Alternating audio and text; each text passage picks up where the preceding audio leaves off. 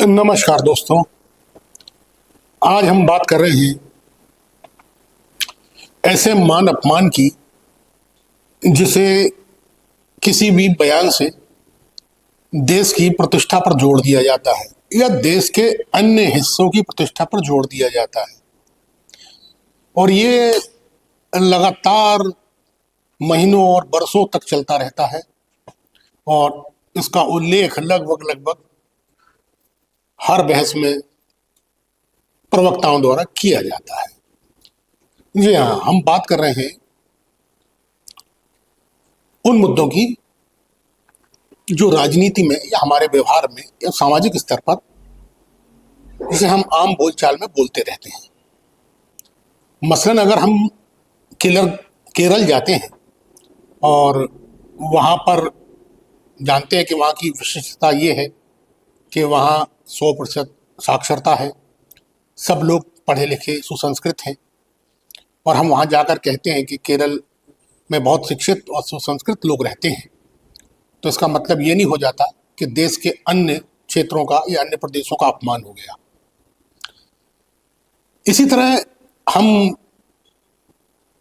पंजाब जाते हैं या पंजाब की बात करते हैं तो हम कहते हैं कि वहाँ का खाना बहुत तीखा और बहुत स्वादिष्ट और बहुत मज़ेदार होता है।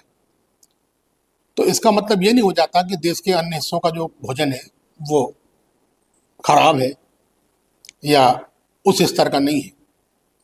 इसी तरह हम आम बोलचाल में, आम भाषा में कहते हैं कि साउथ इंडियन जो डिशेज हैं या जो साउथ दक्षिण भारत का भोजन है वो बड़ा ही हल्का फुल्का रहता है और बड़ा पाचक होता है।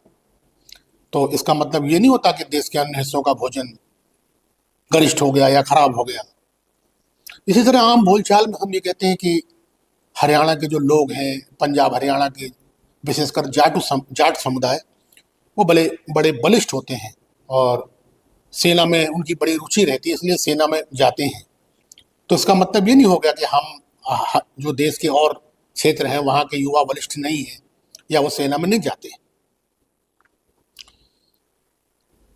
इसी तरह हम कहते हैं कि अवधी बहुत मीठी भाषा है, बहुत मिठास है उसमें। तो इसका मतलब ये नहीं हो जाता कि जो अन्य भाषाएं हैं उनमें मिठास नहीं है। हमारी आम बोलचाल में अभिव्यक्ति रहती है कि जब हम किसी क्षेत्र के बारे में अपनी राय या अभिव्यक्ति व्यक्त करते हैं तो हमारे मुंह से बरबस ये चीज़ निकलती है, और लेकिन इसको अपने एजेंडे में ले लेना कि एक जगह ये बात किसी ने कही तो उसने देश का अपमान कर दिया।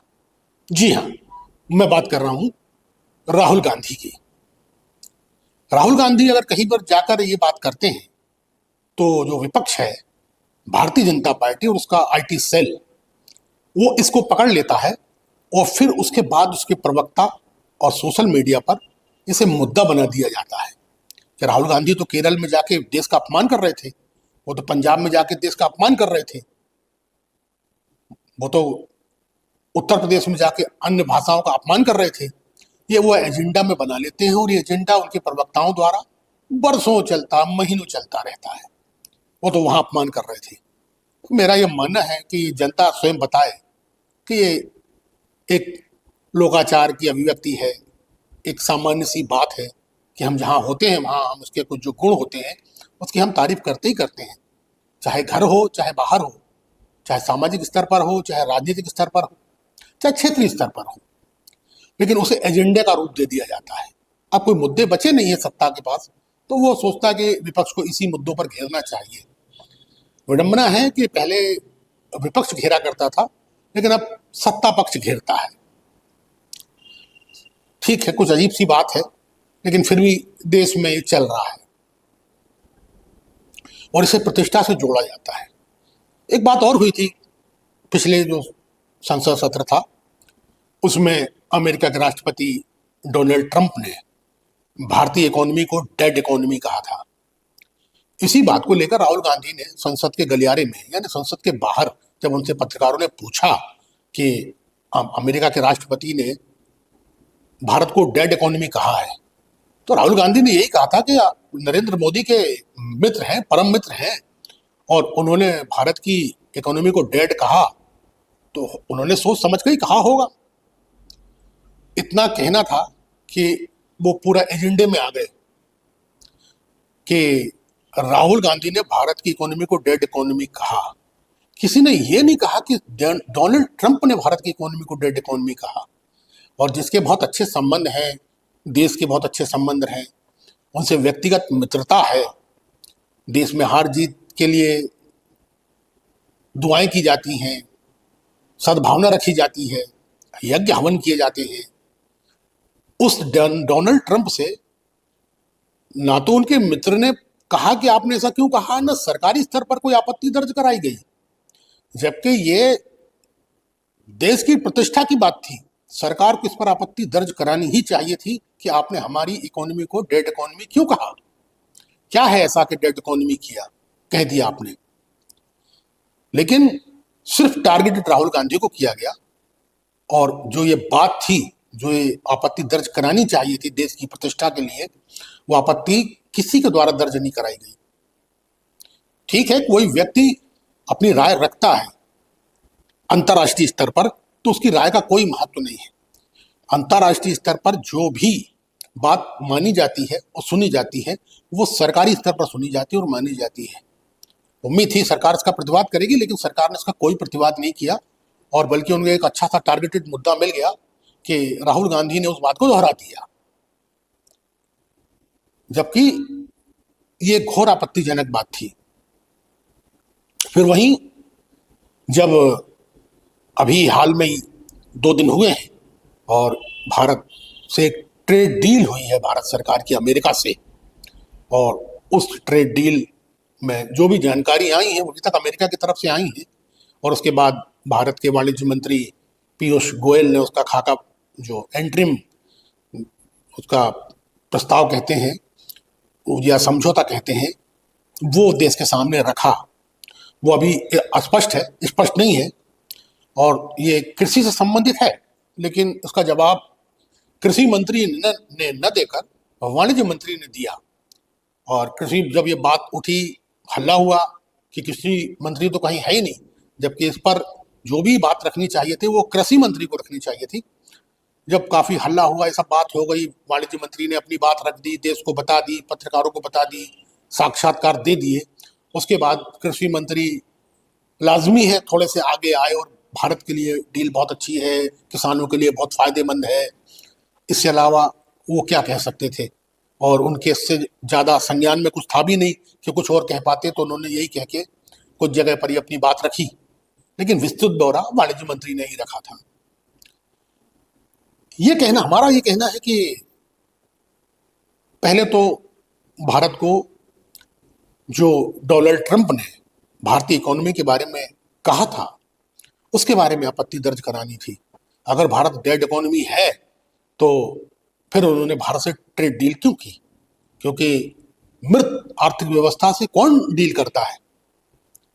अगर उन्होंने डील की है तो स्वाभाविक है कि ट्रंप की बात गलत थी और उन्होंने एक प्रोपेगेंडा फैलाया, क्योंकि ट्रंप ने कहा तो ये संदेश अंतर्राष्ट्रीय स्तर पर जाता है।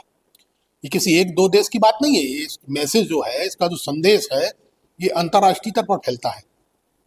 तो निस्संदेह अगर कहीं ना कहीं तो हमारी छवि अंतर्राष्ट्रीय स्तर पर हट तो हुई होगी, फर्क पड़े ना पड़े, लेकिन कहीं ना कहीं उसका संकेत तो मिला ही होगा, बातचीत तो होती होगी देशों में कि एक अमेरिका का राष्ट्रपति विश्व की सबसे बड़ी आर्थिक महाशक्ति और सैनिक शक्ति किसी देश के बारे में अगर कहे तो कुछ ना कुछ तो उसकी बात अन्य देशों में पहुंचती ही है। तो सबसे पहले हमारा तो मानना था कि प्रतिष्ठा के लिए जागरूक, देश के लिए जागरूक, समाज के लिए जागरूक, विश्व गुरु बनने की ओर अग्रसर सरकार और उसके दल को सबसे पहले तो डोनाल्ड ट्रंप के खिलाफ आपत्ति दर्ज करानी थी कि आप पहले इस बात को कहें और सिद्ध करें, और अगर नहीं है तो आप इसको रियलाइज करें। सीधे शब्दों में कहूं तो आप इसके लिए क्षमा मांगें, रिग्रेट करें कि आपने हमारी इकोनॉमी को ऐसा कहा था। लेकिन ऐसा नहीं हुआ, सिर्फ ये हुआ कि जो कुछ करना है देश में एजेंडा चलाना है। ये सिर्फ देश में एजेंडा चलाना है कि किसको हम सही बात पर भी गलत साबित कर दें। कोई कितनी भी सही बात करे, लेकिन हम उसे कहीं ना कहीं क्लू ढूंढ के उसे हम गलत साबित करेंगे। ठीक है, उनके पास सरकार है, एक आईटी सेल की फौज है उनके पास, और सोशल मीडिया पर उनके बहुत एक्टिव लोग हैं, तो वो इसको फैलाते हैं और आगे ले जाते हैं और एक ये भ्रम की स्थिति पैदा करते हैं। लेकिन वास्तविकता नहीं है ये। वास्तविकता ये है कि हम जो भी सामाजिक तौर पर, व्यवहारिक तौर पर, क्षेत्रीय तौर पर हम जो भी बात करते हैं, उसमें कहीं ना कहीं उस जगह का, उस व्यक्ति का, उस समाज के प्रति सद्भावना का एक पुट होता है, जो हम अपनी मिलने के बाद, यहाँ जाने के बाद हम व्यक्त करते हैं। ये हमारी परंपरा है, सनातन परंपरा है, आज की नहीं है, ये सनातन परंपरा है। इन्हें परिवार, बच्चे सब बचपन से ही सीखते हैं और इसी को आगे ले जाते हैं। लेकिन हमें किसी को गलत साबित करना है तो आप उसे गलती ढूंढ ही लेंगे।